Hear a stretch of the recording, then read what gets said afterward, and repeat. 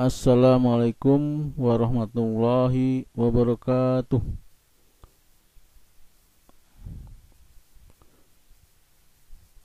Selamat berjumpa anak-anakku sekalian, kelas 10 MIPA yang Bapak cintai dan Bapak banggakan. Semoga kalian semuanya sehat walafiat. Amin ya robbal alamin. Sebelum dimulai kegiatan kali ini, marilah kita awali dengan berdoa. Semoga dengan berdoa kita diberikan kemudahan, diberikan kelancaran, dan diberikan pemahaman dalam mengikuti pembelajaran kali ini. Berdoa menurut agama masing-masing dimulai.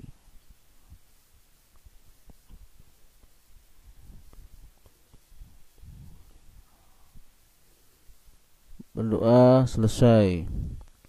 Anak-anakku sekalian, Bapak kali ini akan memberikan materi tentang hukum kekekalan energi mekanik.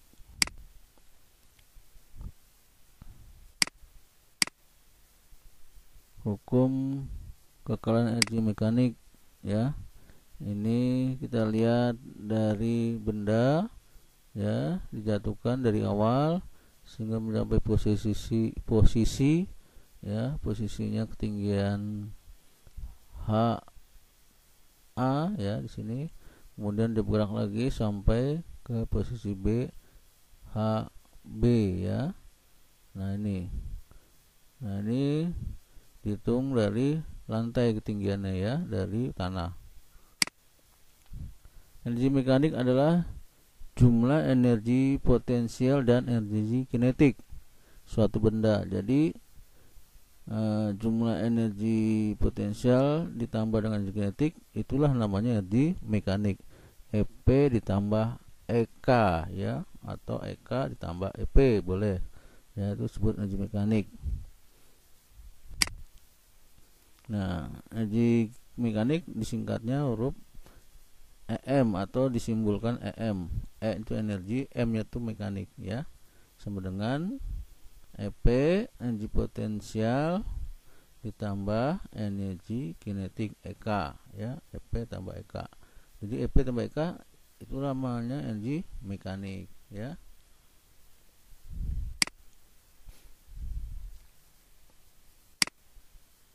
Jika suatu benda hanya dipengaruhi gaya-gaya konservatif, maka energi mekanik benda itu dimanapun posisinya adalah konstan.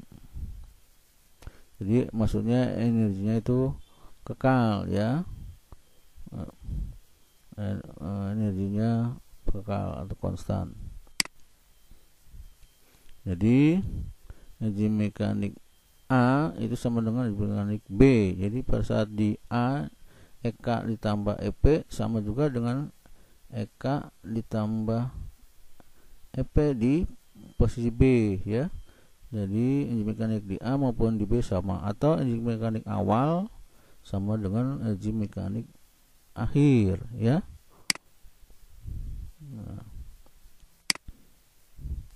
Nah, atau kita uraikan, posisi di A berarti energi potensial di A ditambah energi kinetik di A, ya. Itu nilai sama dengan energi potensial di B pada saat di B ditambah energi kinetik di B, ya. Nah, itu, ya. Nah, inilah disebut dengan hukum kekekalan energi mekanik.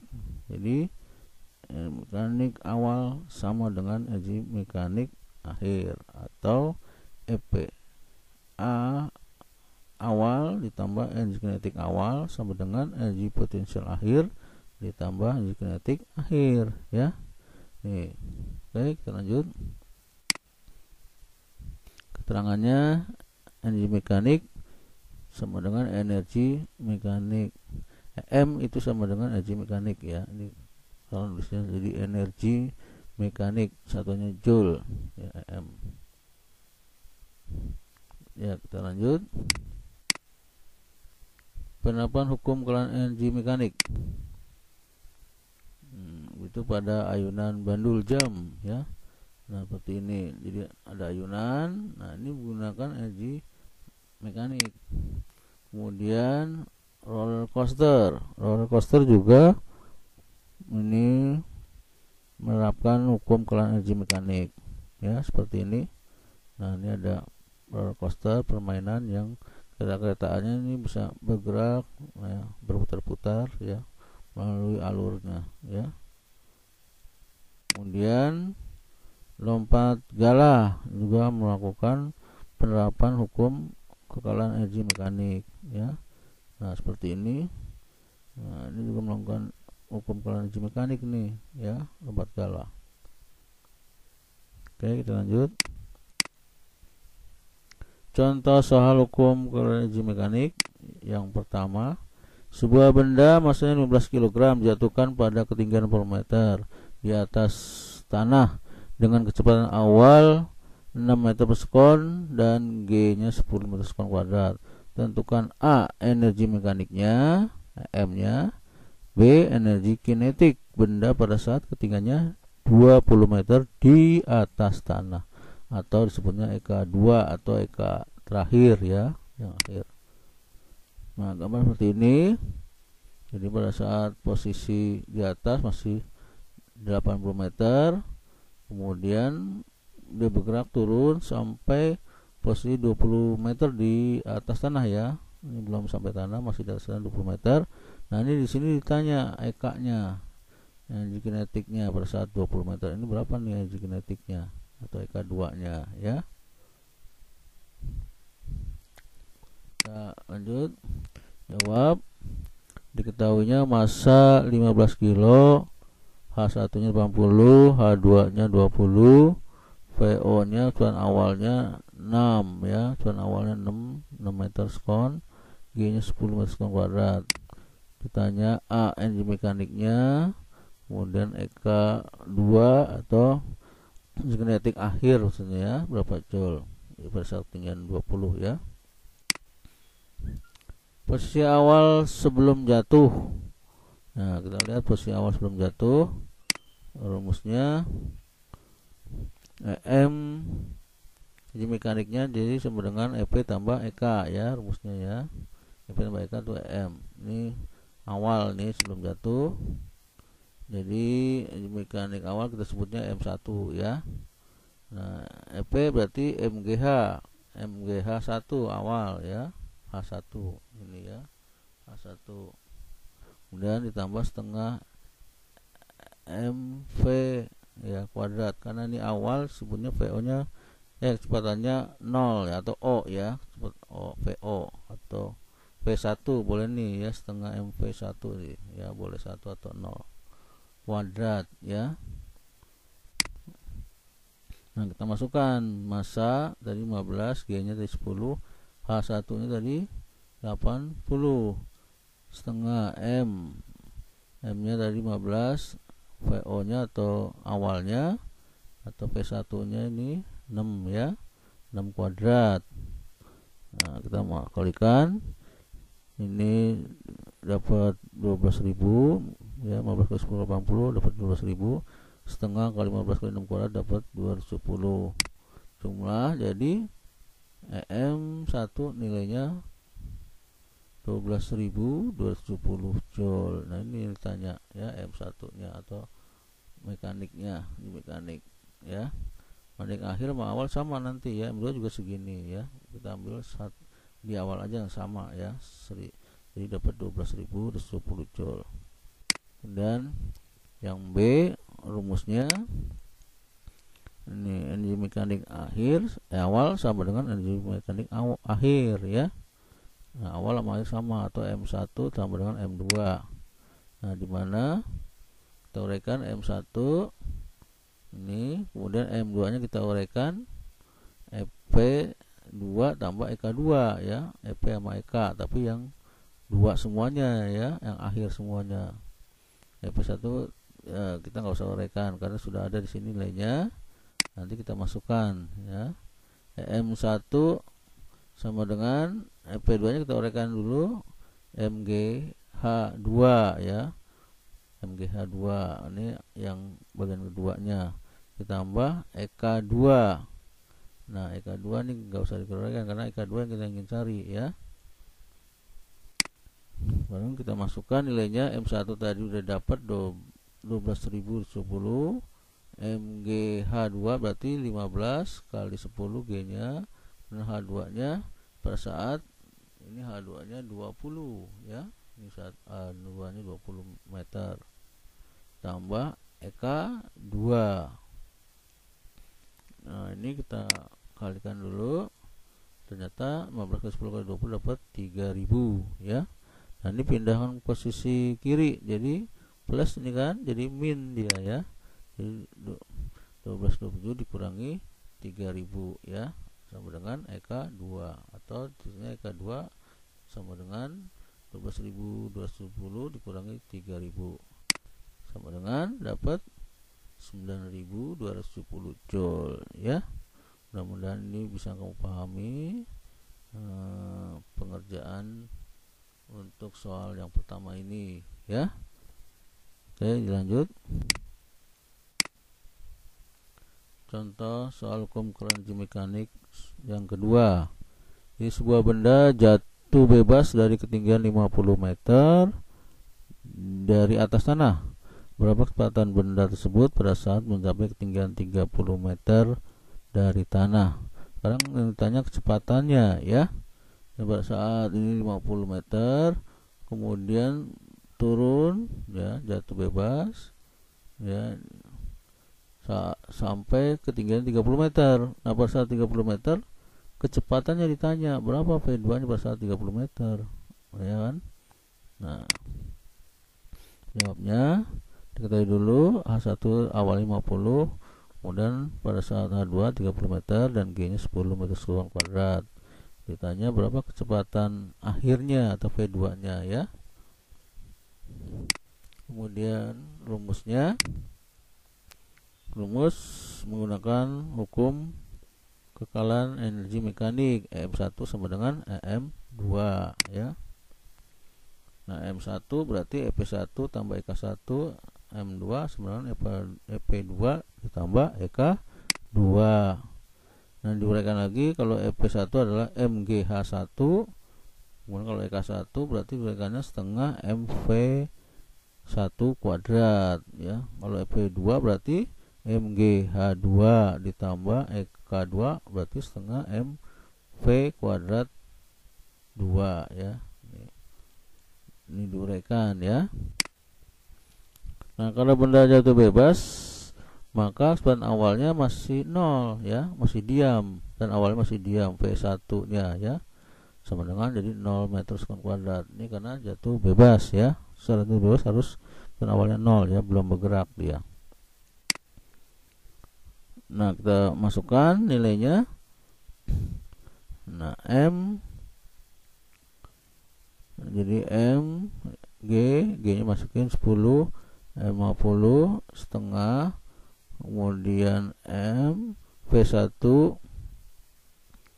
nya ini 0 ya tadi karena batu bebas satunya 0 kuadrat. M ini G nya 10, H nya H2 berarti 30 tambah setengah M V kuadrat 2. Nah M nya sama bisa dicoret ya, bisa dicoret semuanya. Ini habis ini ya M nya.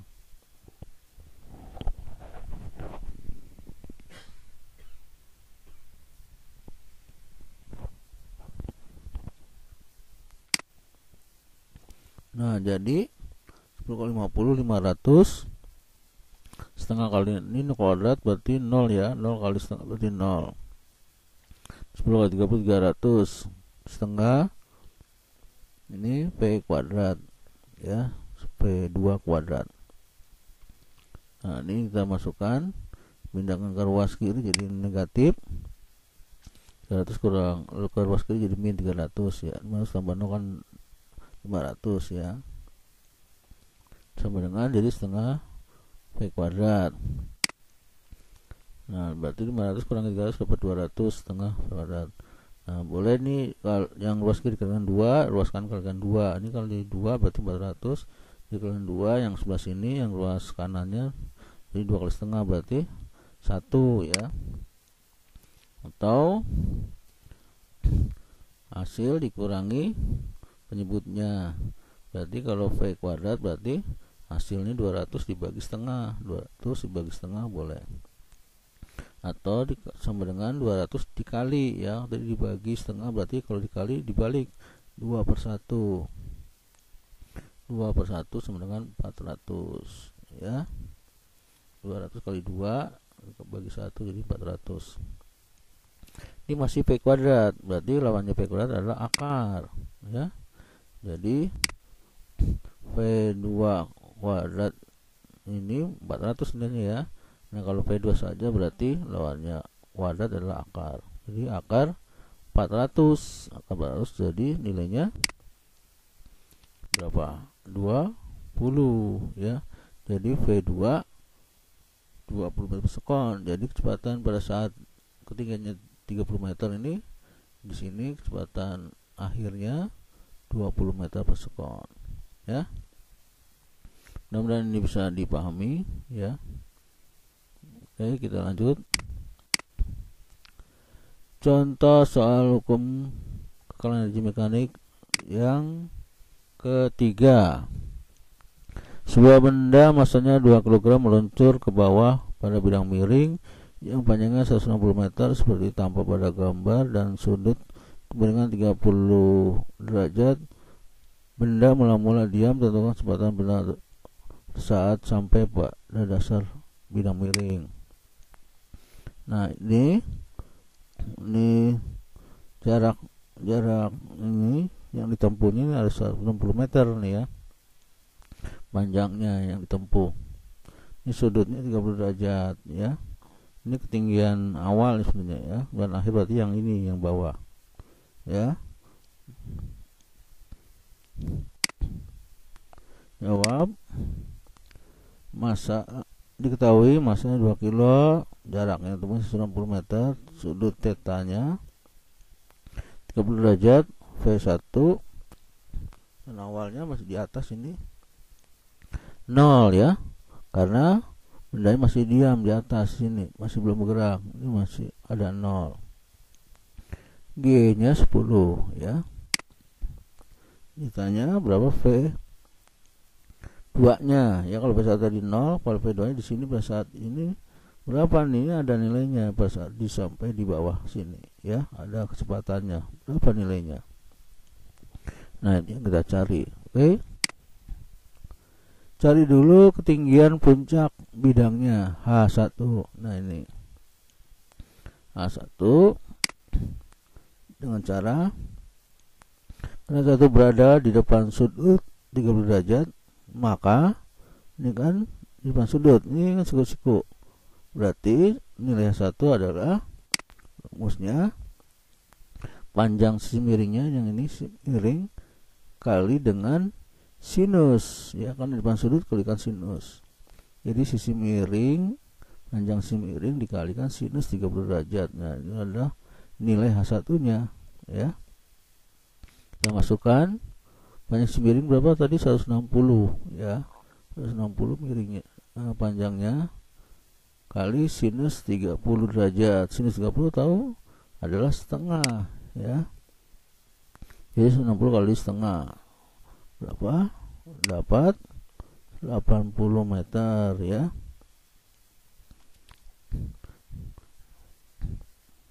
Oke. Nah, H2 nya berapa? H2 nya 0. Mengapa 0? Karena sudah sampai dasar ya, sudah sampai dasar, berimpit di tanah nih. Jadi tidak ada tingginya lagi, tingginya nggak punya dia ya, berarti 0. Ini sudah sampai dasar. Rumusnya menggunakan rumus hukum kekalahan energi mekanik. Kekalahan energi mekaniknya adalah EP1 ditambah EK1 sama dengan EP2 tambah EK2 ya. Nah, kita uraikan tadi MB1, jadi MG1 tambah setengah B kuadrat 1 sama dengan MGH2 ditambah setengah MP kuadrat 2. M nya saya coret ya, coret M nya karena sama, jadi dapat tinggal GH1 setengah B kuadrat 1 GH2 kali setengah MP kuadrat 2. Oke, nah dimasukkan nilainya, G nya 10, H1 nya 80 setengah, V1 nya tadi berapa, sini 0 ya, karena orang diam dan di atas kuadrat 10, H2 nya berapa, H2 nya 0 ya, karena di dasar, tambah setengah MP kuadrat. 10 kali 80 berarti 800 setengah kali 0 kuadrat berarti kan 0 ya, 0 kali setengah ya 0 ya. Nah 10 kali 0 yang sebelah sini di 0 yang ini ditambah setengah B kuadrat, nah tetap jadi 800 ya, ini dapat setengah V kuadrat. Oke, nah ini boleh V kuadrat berarti hasil dibagi pengalinya 800 bagi setengah ya, atau 800 dikali dibalik 2/1 ya. Kalau dibagi bagi setengah berarti kalau dikali ini dibalik menyebutnya di 2/1. Jadi 100 kali 2 dapat 1600. Nah ini V2 kan 1600, berarti kalau V2 saja berarti akar lawannya kuadrat. Ini kan V kuadrat ya, masih 1600, berarti kalau V2 saja berarti lawannya kuadrat adalah akar.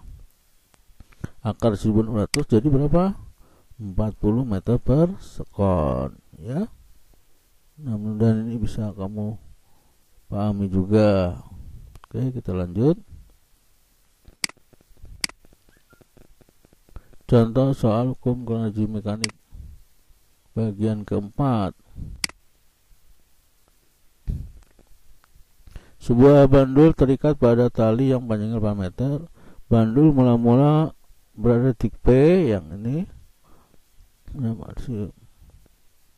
Kemudian diberi kecepatan awal bergerak, kecepatan awalnya 6 meter naik ke atas ya, membentuk sudut 60.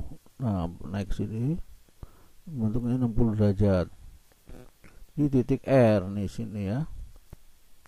Tentukan kecepatan bandul di titik V2 atau kecepatan akhirnya pada saat titik R nih ya, berapa nilainya?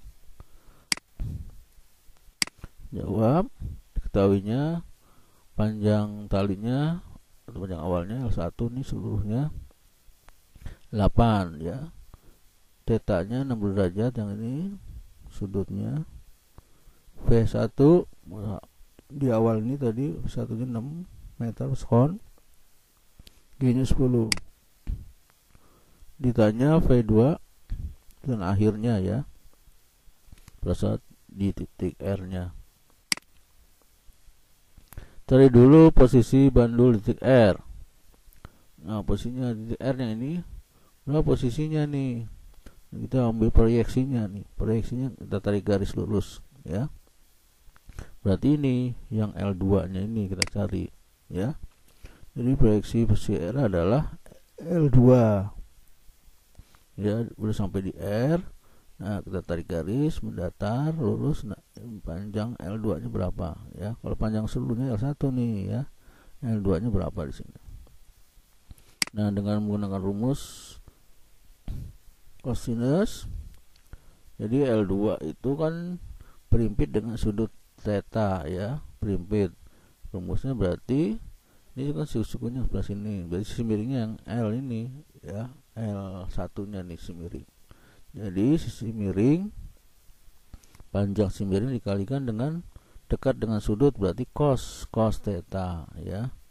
Jadi panjang sisi miring tali kali cos theta derajat. Mengapa cos? Karena ini dekat dengan sudut. Kalau di depan sudut 60 berarti yang sebelah sini nih, berarti nanti yang ini dikali sinus ini, karena kita mencari yang di sebelah sini panjang sisi yang sini L2, berarti kita mencari dengan rumus cos ya, sisi miring dikali dengan dekat dengan sudut berarti cos theta. Cos, jadi panjang miringnya berapa? Panjang talinya sebenarnya ya, ini kan panjang talinya L1, berarti kita naik juga lah Pak, L1 juga masih yang ini ya, masih panjang talinya L1 berarti 8 meter. Cos 60, cos 60 berapa? Setengah ya, cos 60 setengah, jadi 8 meter kali setengah berarti 4 meter. Rumusnya sama dengan menggunakan hukum kekalan energi mekanik, berarti EP1 tambah EK1 sama dengan EP2 tambah EK2. Nah tadi M nya kita coret ya, habis, jadi tidak ada M lagi, tinggal GH L1 kali setengah V kuadrat 1 sama dengan GL2 tambah setengah V kuadrat 2 ya. Kita masukkan jadi 10, L1 nya tadi berapa? 8 ya, kemudian setengah V1 nya berapa? 6 ya, jadi 6 kuadrat. 6 kuadrat 10 kali 4, ini L2 nya 4 ya, tadi udah kita hitung 4, setengah V kuadratnya cari ya, kita hitung 10 kali 8 80, 6 kuadrat berarti 36 ya, 36 kali setengah, 10 kali 4 40 ya, setengah V kuadrat.